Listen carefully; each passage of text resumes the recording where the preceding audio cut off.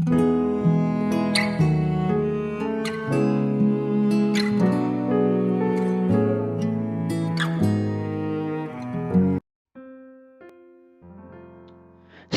salam saudaraku, dimanapun Anda berada saat ini.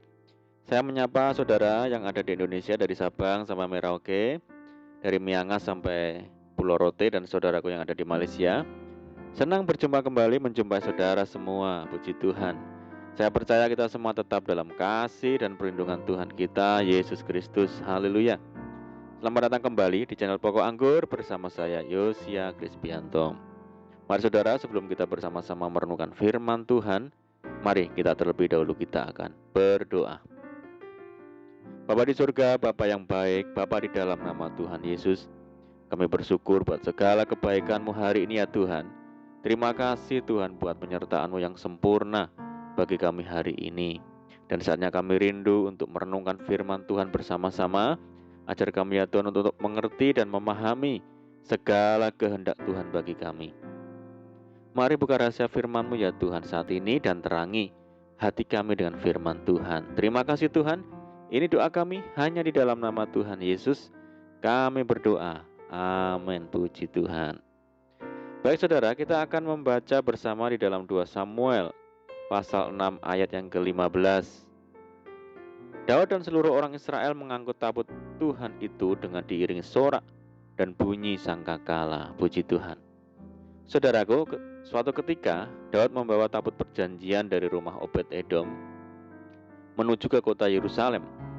Pada waktu itu Daud baru saja dinobatkan menjadi raja atas seluruh Israel dan baru saja memindahkan ibu kota ke Yerusalem.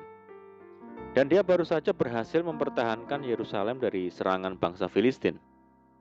Lalu Daud berusaha untuk mengembalikan tabut perjanjian yang adalah lambang kehadiran Tuhan ke Yerusalem, di mana selama 20 tahun tabut perjanjian tidak berada di tempat semestinya karena dirampas oleh bangsa Filistin.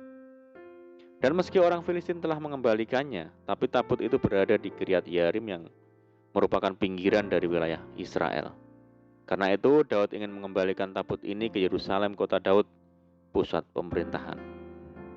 Di perjalanan Daud sangat senang dan bersyukur sehingga dia mengekspresikan rasa syukurnya karena dia sadar bahwa tabut perjanjian adalah lambang kehadiran Tuhan.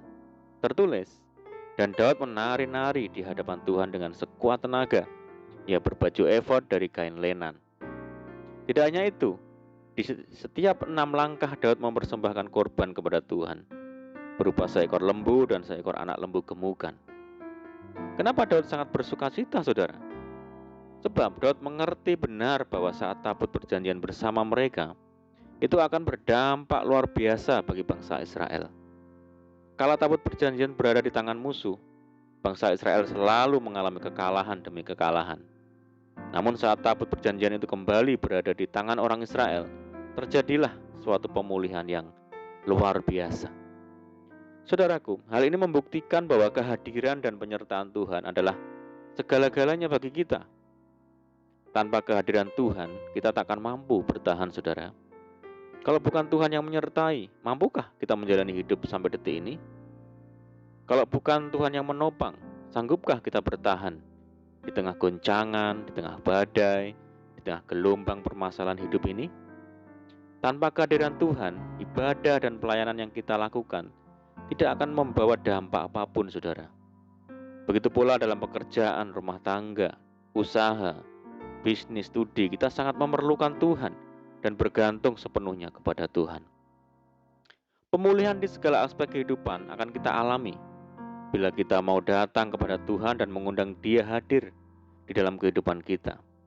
Di mana Tuhan hadir, di situ pasti ada pemulihan, pasti ada perubahan, pasti ada kelepasan, kemenangan, pertolongan, dan mujizat, saudara. Contohnya ketika tabut Tuhan berada di rumah Obed-Edom selama 3 bulan, terjadilah pemulihan secara luar biasa. Tuhan memberkati Obed-Edom dan seisi rumahnya. Tabut Tuhan adalah lambang kehadiran Tuhan. Saat Obed-Edom menghormati hadirat Tuhan dan menempatkan dia sebagai yang terutama dalam hidupnya, Tuhan memberkati hidupnya dan seisi rumahnya secara luar biasa. Seketika itu juga kehidupan Obed-Edom sekeluarga menjadi kesaksian di mana-mana. Bahkan berita tentang keluarga ini sampai ke telinga Raja Daud. Dan hal ini selaras dengan pernyataan pemazmur. Ketika Tuhan memulihkan keadaan Sion, keadaan kita seperti orang-orang yang bermimpi. Pada waktu itu mulut kita penuh dengan tertawa dan lidah kita dengan bersorak-sorai. Pada waktu itu berkatalah orang di antara bangsa-bangsa, Tuhan telah melakukan perkara besar pada orang-orang ini. Puji Tuhan. Saudara, Tuhan sanggup pulihkan bagaimanapun keadaan kita. Firman Tuhan berkata, apabila bejana yang sedang dibuatnya dari tanah liat di tangannya itu rusak, maka tukang periuk itu mengerjakannya kembali menjadi bejana lain menurut apa yang baik pada pemandangannya. Artinya bahwa saat kehancuran, kerusakan, kegagalan dalam hidup manusia, saat Tuhan hadir, Tuhan sanggup memulihkan, saudara. Hal ini menegaskan bahwa di setiap kehadiran Tuhan mengandung kuasa yang dahsyat. Oleh karena itu, saudara, mari kita undang hadirat Tuhan dan menghormati hadiratnya dengan segala kekudusan. Undang hadirat Tuhan di rumah tangga kita, di keluarga kita, di pekerjaan kita, usaha kita. Maka nantikanlah pemulihan besar akan terjadi dalam hidup kita. Amin, puji Tuhan. Mari kita berdoa. Bapa di surga, Bapa di dalam nama Tuhan Yesus, terima kasih buat firman-Mu saat ini ya Tuhan. Tuhan, kami menyadari bahwa dalam hadirat-Mu ada kuasa yang besar. Ada pemulihan, ada kesembuhan, kelepasan. Oleh karena itu kami rindu senantiasa mengundang hadirat-Mu turun atas kami. Sebab hadirat-Mu yang mengubahkan, hadirat-Mu yang memampukan kami untuk menjalani hidup. Bahwa kami senantiasa untuk hidup dalam kekudusan ya Tuhan. Sehingga kami senantiasa layak menghampiri hadirat-Mu yang kudus dan mulia. Terima kasih Tuhan. Saat ini kami berdoa bagi saudara kami semua yang mendengar program ini, yang di Indonesia dari Sabang sampai Merauke, yang di Malaysia, dan dimanapun mereka yang berada, yang sakit Tuhan sembuhkan di dalam nama Tuhan Yesus.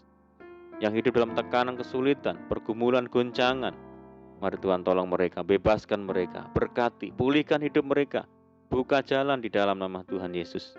Memberkati mereka dalam rumah tangga, pekerjaan, bisnis, pendidikan, dan apapun yang dikerjakan.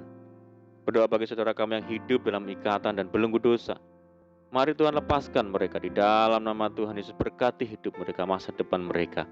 Berdoa bagi saudara kami yang tertimpa musibah bencana alam. Tuhan berikan pertolongan, kekuatan dan penghiburan bagi saudara kami. Mereka yang di tempat pengungsian, mari Tuhan tolong mereka. Berdoa bagi bangsa kami Indonesia saat ini menghadapi permasalahan yang cukup rumit, menghadapi radikalisme, korupsi, terorisme, intoleransi di tengah masyarakat, bahkan menghadapi pandemi COVID-19 dan dampak yang ditimbulkan di segala sendi kehidupan. Mari Tuhan berikan hikmat dan jalan keluar bagi bangsa kami untuk dapat mengatasi masalah yang ada.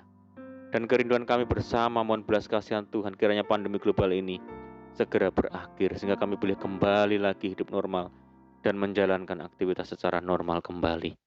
Kami berdoa secara khusus buat saudara-saudara kami yang terinfeksi virus COVID-19. Tuhan, belas kasihan-Mu, sembuhkan mereka Tuhan di dalam nama Tuhan Yesus.